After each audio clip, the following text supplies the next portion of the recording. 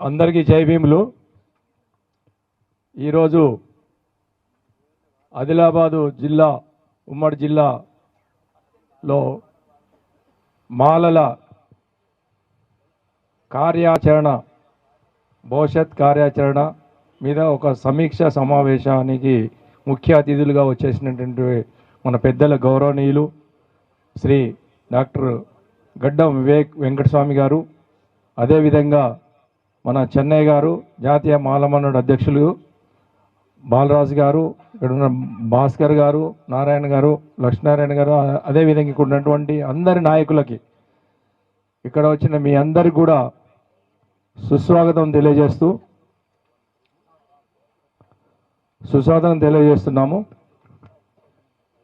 అయితే నిజంగా కూడా మనకు ఆగస్టు 1, 2024 సుప్రీంకోర్టు ఇచ్చినటువంటి తీర్పుకు స్పందించి తెలంగాణ రాష్ట్ర వ్యాప్తంగా ఉన్నటువంటి మాలలని ఏకం చేయడానికి సుప్రీంకోర్టు తీర్పు ఉపయోగపడిందని చెప్పేసి ఈ సందర్భంగా తెలియజేస్తా ఉన్నాను. ఎందుకంటే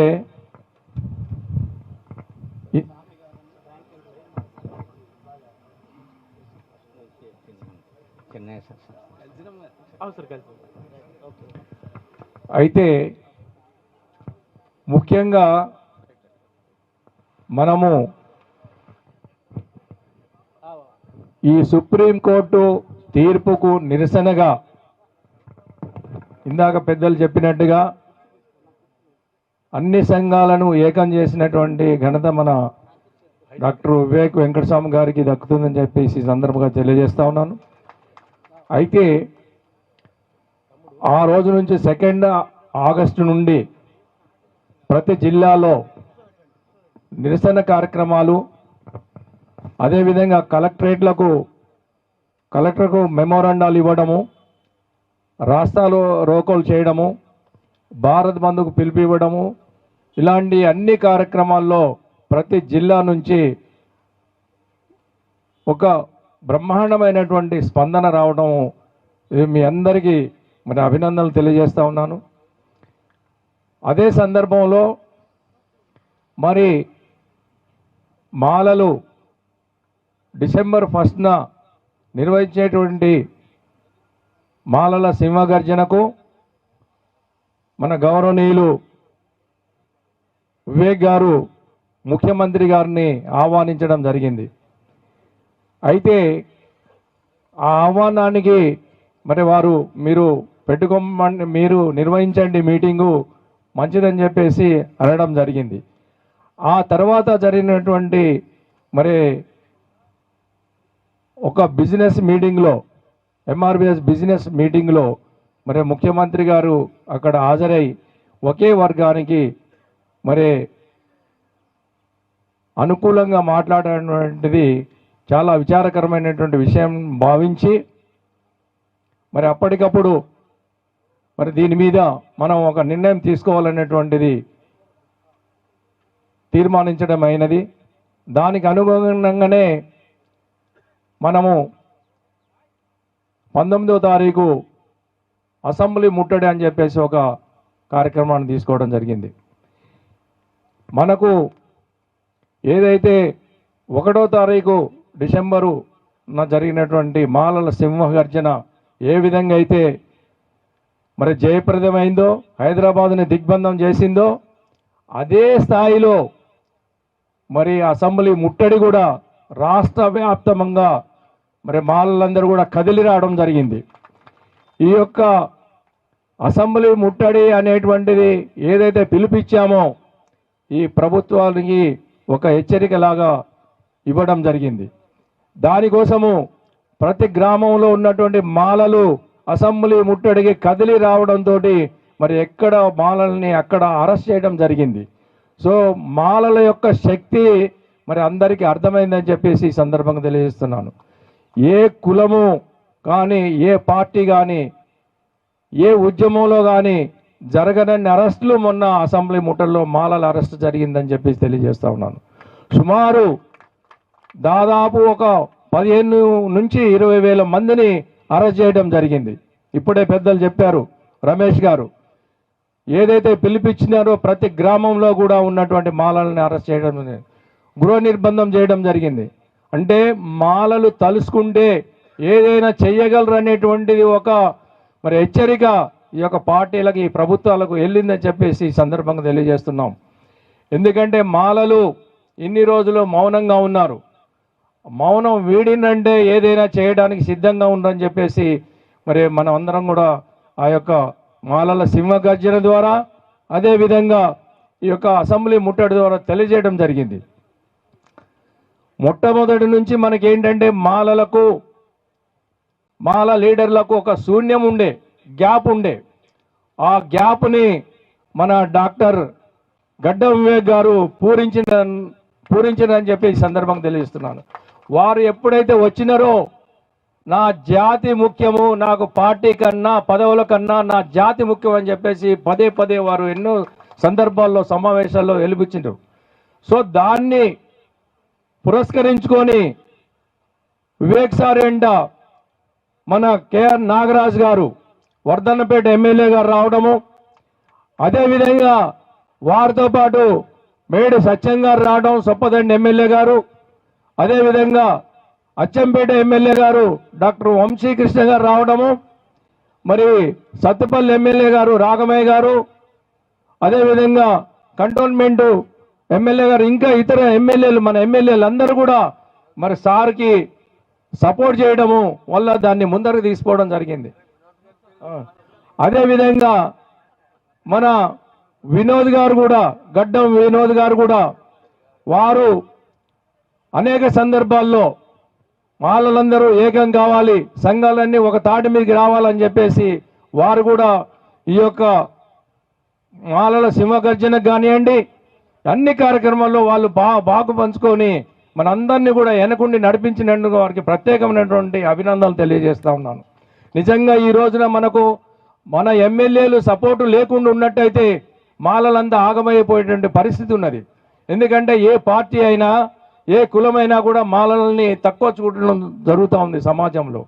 సో వాళ్ళందరికీ ధీటైన సమాధానము మన ఎమ్మెల్యేలు మరి ముందరికి రావడం వల్ల మాలందరూ ఈ రోజున ఐక్యమై ఈ సమాజాన్ని శాసించేటువంటి స్థాయికి ఎదిగినందుకు నేను చాలా సంతోషపడుతున్నానని చెప్పి ఈ సందర్భంగా తెలియజేస్తా ఉన్నాను. ఇంకోటి ఏంటంటే, మనం ఇంతవరకు బాగుంది, మన ఎమ్మెల్యేలు అందరూ వచ్చారు, మన సంఘాలందరూ ఒక తాటి మీదకి వచ్చారు, మన గ్రామ స్థాయి నుంచి ఉన్నటువంటి రాష్ట్ర స్థాయి వరకు ఉన్నటువంటి మాలందరూ కూడా ఒక ఐక్యత మార్గంలోకి రావడం జరిగింది.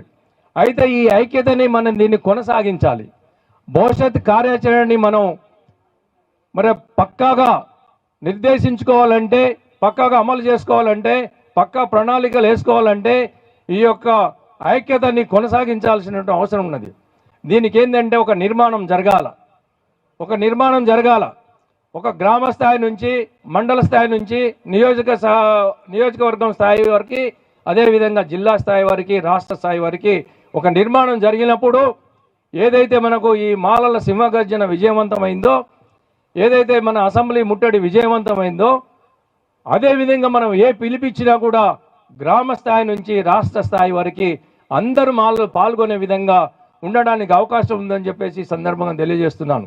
అందుకోసము ఇక్కడ నేను ఈ యొక్క ఆదిలాబాదు కార్యవర్గానికి రమేష్ గారు కానివ్వండి, ప్రహ్లాద్ గారు కానివ్వండి, సుధాకర్ గారు కానివ్వండి, అందరూ కూడా ఇక్కడ ఉన్నటువంటి నాయకులు అందరూ కూడా, భూమన్న గారు కానీ, మల్లన్న గారు, వీళ్ళందరూ కూడా చొరవ తీసుకొని గ్రామ స్థాయి నుంచి మరి జిల్లా స్థాయి వరకు కమిటీలు పూర్తి చేయాలని చెప్పేసి నేను కోరుతా ఉన్నాను.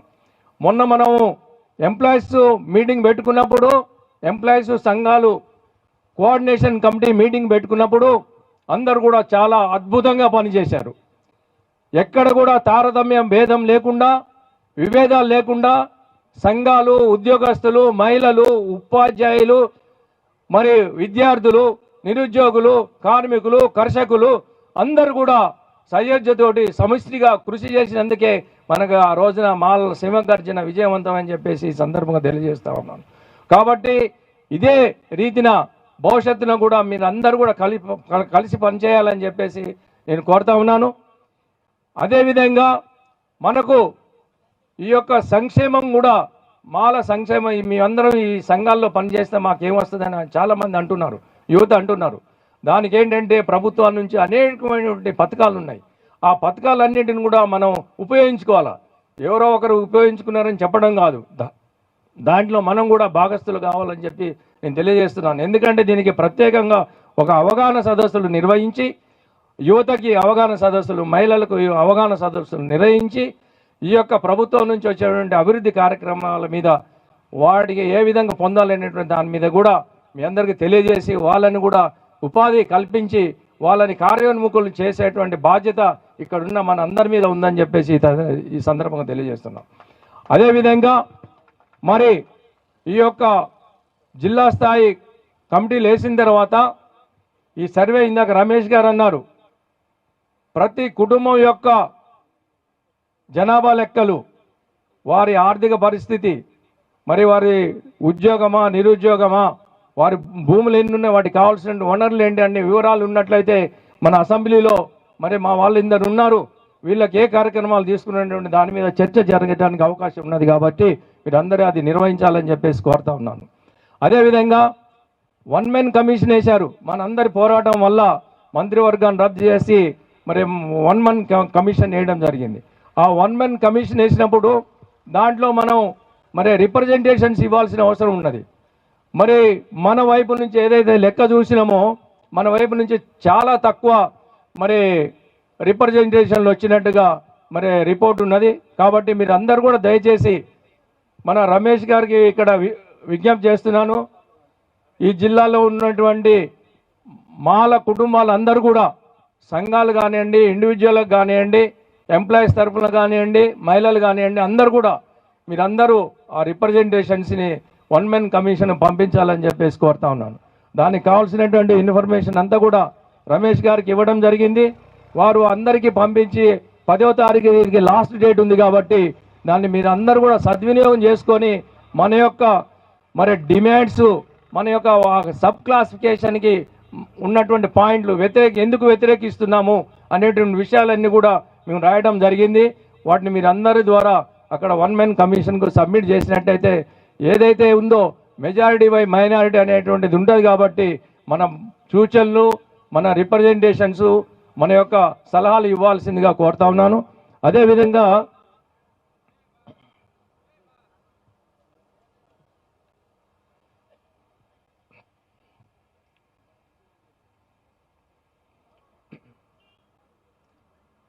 ఈ యొక్క మరి భవిష్యత్ ప్రణాళికలో ఏంటంటే మనము ఎప్పుడైనా ఒక ఉద్యమము కెరటంలాగా ఎగిసింది. ఇప్పుడు మనకు ఆ కెరటాన్ని కింద పడకుండా కాపాడుకోవాల్సినటువంటి అవసరం ఉన్నది. సో కాబట్టి ప్రతి ఒక్కరు కూడా అనుక్షణం మీరందరూ కూడా అలర్ట్గా ఉండాలి. ఎప్పుడు ఏ పిలిపించినా కూడా మన సంఘానికి, మన నాయకులకు అండగా ఉండి మనం దాన్ని సాధించుకోవడానికి పోరాటం చేయాల్సినటువంటి అవసరం ఉన్నది. కాబట్టి మీరందరూ కూడా ఇదే ఐక్యతని కొనసాగించాలని చెప్పి కోరుతూ మరి ఈ యొక్క ఉద్యమ పోరాటాన్ని ఆగకుండా ముందరికి నడిపించాలని చెప్పేసి కోరుతూ ఒక చిన్న విషయం చెప్తాను. ఇప్పుడు మాలలు ఏదైతే లేచారో ఇక వీళ్ళు మేలుకున్నాక నిద్రపోరు. ఈ సందర్భంగా ఆగదు ఆగదు ఈ పోరాటం, అన్యాయాన్ని సాధించే వరకు, న్యాయాన్ని సాధించే వరకు ఆగదు ఆగదు ఈ పోరాటం, అంబేద్కర్ ఆశయాలను సాధించే వరకు ఆగదు ఆగదు ఈ పోరాటం, అదే పొలిటికల్ పవర్ వచ్చేదాకా ఆగదు ఆగదు ఈ పోరాటం అనేటువంటిది అంబేద్కర్ గారు ఏదైతే చెప్పారో political power is the master key అనేటువంటిది అంశం ఉన్నది. ఎందుకంటే మనం అందరం చూస్తున్నాం 2%, 3%, 5% ఉన్నటువంటి వాళ్ళు మరి అధికారంలోకి వస్తున్నారు. మనము సెకండ్ లార్జెస్ట్ కమ్యూనిటీ ఉన్నప్పుడు ఈ రాజ్యాధికారం కోసం ఎందుకు పోరాడకూడదు, అంబేద్కర్ ఆశయాలను ఎందుకు సాధించకూడదు అనే అంశాన్ని మీద మనందరం కృషి చేసి దాన్ని సాధించాలని చెప్పేసి కోరుతా ఉన్నాను. అదేవిధంగా ఈ యొక్క వర్గీకరణ అంశాన్ని మనం ఏంటంటే పార్లమెంటు ద్వారా చేయాలని చెప్పి కోరుతా ఉన్నాం. రాజ్యాంగం ప్రకారంగా స్థానిక సంస్థలకు అధికారాలు బదిలీ చేయబడని చెప్పేసి రాజ్యాంగంలో ఉన్నది 341 ఆర్టికల్ ప్రకారంగా. సో కాబట్టి దొడ్డిదారిన వచ్చేటువంటి ఈ యొక్క మరి ఈ అంశాన్ని మనం వ్యతిరేకిస్తూ ఏదైతే వర్గీకరణ ఉందో భారతదేశ వ్యాప్తంగా పార్లమెంట్లో 2/3 మెజారిటీ తోటి చేసినట్లయితే తప్పకుండా మేము ఆహ్వానిస్తాను అని చెప్పేసి మేము ఈ సందర్భంగా తెలియజేస్తున్నాం. అదేవిధంగా మనము పోరాటం చేయాల్సినటువంటి అంశాలు చాలా ఉన్నాయి. మన జనాభా ప్రాతిపదిక మీద 15% నుంచి 20% వర్గీకరణ రిజర్వేషన్లు పెంచాలని చెప్పేసి ఐక్య పోరాటాలు చేయాలా దళితులు అందరూ. ఆ పెంచిన రిజర్వేషన్లు ఏవైతే అంటే ఎక్కడైతే ఇప్పటి వరకు ఏ ఉపకులాలు లబ్ధి పొందలేదో వాళ్ళకు ప్రత్యేకమైనగా కేటాయించినట్లయితే తప్పకుండా వాళ్ళు కూడా సంతోషపడతారు. వాళ్ళు కూడా ఈ సమాజంలో సమానత్వాన్ని మరి చేరడానికి అవకాశం ఉంటుంది. అదేవిధంగా మన ఎస్సీ ఎస్టీ సప్లాన్ నిధులు సంవత్సరానికి 15 నుంచి 17,000 కోట్ల రూపాయలు మరి బడ్జెట్లో కేటాయించడం జరుగుతుంది. మరి ఈ బడ్జెట్ మీద మనం పోరాటం చేస్తున్నామా? ఒకవైపు ఎస్సీ కార్పొరేషన్ చూస్తే నిర్వీర్యమైపోయింది. ఎస్సీలకు ఎవరికి 59 కులాల్లో ఎవరికి కూడా ఉపాధి లేనటువంటి సందర్భం ఈ రోజున మనం చూస్తూ ఉన్నాం. అదేవిధంగా రెసిడెన్షియల్ స్కూల్స్ చూస్తే అక్కడ అడ్మిషన్స్ లేక చాలామంది మరి అవిద్యకి గురి అవుతున్నారు. అంబేద్కర్ గారు ఏం చెప్పారు? Education is the weapon to achieve everything in the society అన్నారు. విద్య అనేటువంటిది ఒక ఆయుధం, ప్రతి సమస్యని సాధించడం కోసం ఒక ఆయుధం. ఆ విద్యని దూరం చేయడానికి ప్రభుత్వాలు మరి కృషి చేస్తూ ఉన్నాయి. దాన్ని మనం అడ్డుకోవడం లేదు. ఈ రోజున మన ఐక్య ఉద్యమాలు చేసి దీన్ని మనం అడ్డుకోవాల్సినటువంటి అవసరం ఉన్నది. ఇంకా అనేకమైనటువంటి రెసిడెన్షియల్ స్కూల్స్ ఈ మధ్య ఇంటిగ్రేటెడ్ స్కూల్స్ అన్ని పెట్టవస్తున్నది. సో వాటిని అతి త్వరలో పూర్తి చేసి వీళ్ళందరికీ కూడా విద్య కల్పించినట్లయితే ఈ సమాజంలో అంబేద్కర్ గారు ఆశించినటువంటి ఫలితాలు మనం తీసుకోవడానికి అవకాశం ఉంటుంది. కాబట్టి మీరందరూ కూడా ఈ ఐక్యత గ్రామాల వారీగా కమిటీలు వేసుకొని దీన్ని ఈ ఐక్యతని కొనసాగించాలని చెప్పేసి కోరుతూ, మొన్న మీరు ప్రతి ఒక్కరు కూడా సైనికుడిగా పనిచేసి సమిష్టి కృషి చేసినందుకు మాలల సింహగర్జన విజయవంతమైందని చెప్పి తెలియజేస్తూ, మీరు అందరూ ఈ అవకాశం ఇచ్చిన మరి మీ అందరికీ ప్రత్యేకమైన జై భీమ్, జై భీమ్, జై మాల, మాలల ఐక్యత. Thank you.